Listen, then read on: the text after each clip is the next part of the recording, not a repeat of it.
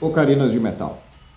Sim, em algum momento, algumas ocarinas de metal foram produzidas lá no século XIX e muitas pessoas não se dão conta disso. Algum tempo atrás, alguns inscritos pediram para que eu contasse um pouco mais a respeito dessa história, dessas ocarinas tão raras de se encontrar hoje em dia. Eu resolvi fazer uma pesquisa bastante divertida, que me levou até o registro de patente dos ingleses lá do século XIX. Eu encontrei um homem chamado William Taylor. Vamos contar uma história que a grande maioria das pessoas já se esqueceu. Hoje nós falamos da origem das ocarinas de metal. A bem na verdade, essas ocarinas começam a serem produzidas lá no século XIX. Existem registros que eu consegui encontrar com algum cuidado, esbilhotando alguns museus lá na Bélgica. E eu encontrei essas ocarinas aqui, produzidas provavelmente entre 1850 e 1860. Há algumas fontes que dizem que elas foram produzidas pelo pessoal da Piaget e Benoit. Não tenho certeza se isso procede porque essas ocarinas não têm uma assinatura. Essa que vocês veem na imagem, por exemplo, é um exemplo clássico das ocarinas que eram produzidas naquele período. Alguns franceses, posteriormente, até tentaram pôr algumas chaves nessas ocarinas para que elas se aproximassem das flautas transversais, por exemplo.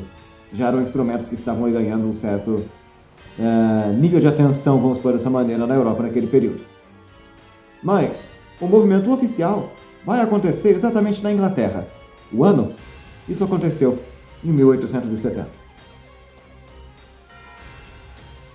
O meu grande problema para encontrar essas ocarinas de 1870 foi que William Taylor, esse homem que supostamente produziu as ocarinas de metal pela primeira vez e patenteou, era um fantasma. Eu não encontrei imagens, eu não encontrei textos, não encontrei biografias, nem nada do tipo. Muito pelo contrário. Quando você digita o nome William Taylor na internet, você encontra uma série de nomes de pessoas.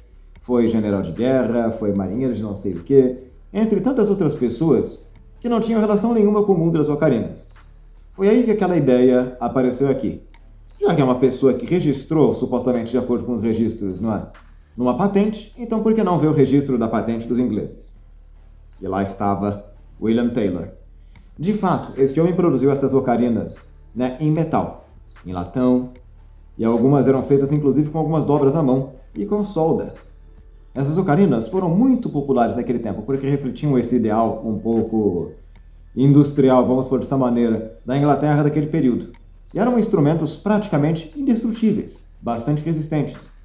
Eu tenho uma imagem dessas ocarinas, não é? Deu bastante trabalho, mas eu consegui achar essa imagem que vocês veem agora. Percebem? As ocarinas do William Taylor eram produzidas de metal e tinham esse formato de um torpedinho. Uma coisa bastante popular. Na era vitoriana, esses instrumentos eram levados por todas as partes aí para esses músicos, e eles executavam algumas canções aí. O problema dessa ocarina, assim como as outras de metal que ainda existem nos dias de hoje, é que ela condensava muito.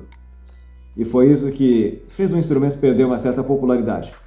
No entanto, a bem na verdade, nós temos um outro músico muito importante que produziu instrumentos também lá no século XIX. É lógico que eu falo aqui dos franceses. É lógico que no século XIX os franceses também tentariam fazer a coisa à sua maneira. Infelizmente, a empresa do Piaget e Benoit encerraram suas atividades lá naqueles anos, em meados dos anos 50 do século XIX. No entanto, um homem chamado Charles Mathieu vai tentar produzir essas ocarinas em metal também e fez instrumentos bastante refinados. Dê uma olhada aqui nessas imagens agora. Essas ocarinas tinham essa elegância dos franceses e um som bastante adocicado, alguns dizem. Eu consegui encontrar essas imagens em alguns museus da Alemanha e da Bélgica, fazendo algumas pesquisas aqui com algum cuidado desses conteúdos históricos. Algumas, inclusive, são vendidas em alguns leilões hoje em dia, sendo vendidas como instrumentos aí de colecionadores. Vale muito a pena. Esses instrumentos eram bastante populares também na França. Reza a lenda que algumas delas possuíam chaves também como as flautas transversais e como alguns instrumentos aí, para você ter uma certa agilidade na hora de trocar essas notas musicais, ao invés de só tapar buracos, como nós fazemos com as ocarinas de cerâmica aqui.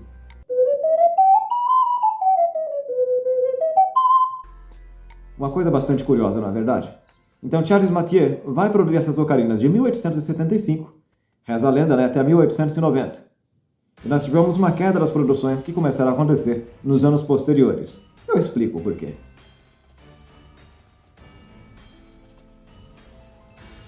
No final das contas, por que um instrumento que era tão popular desapareceu com o tempo lá no século XIX e no século XX? Nós temos 3 explicações para isso. A primeira delas é que, no interior do metal, em que nós não temos essa porosidade da argila, a saliva se acumula. Então isso daí embolava um pouco o som em alguns momentos. Nós temos muitos relatos desse tipo de coisa, né? Da dificuldade de você tocar uma ocarina de metal por um tempo muito longo. No final das contas, isso daqui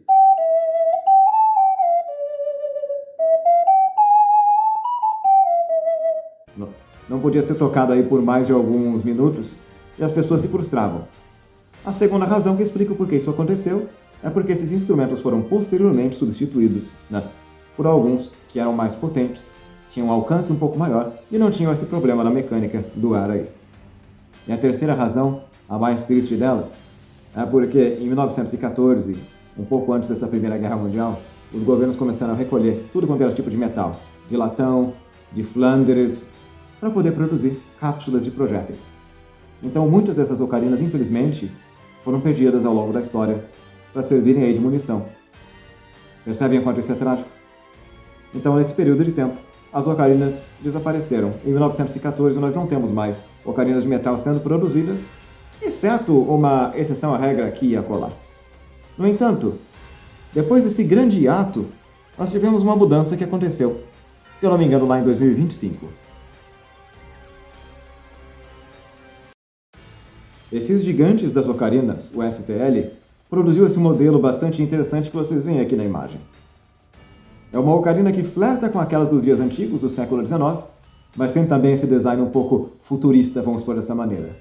Um som bastante adocicado, bastante nítido, e eles expandiram um pouquinho essa passagem do ar aqui para que você não condense muito esses líquidos e que nós não tenhamos esses problemas nessas ocarinas do século XIX.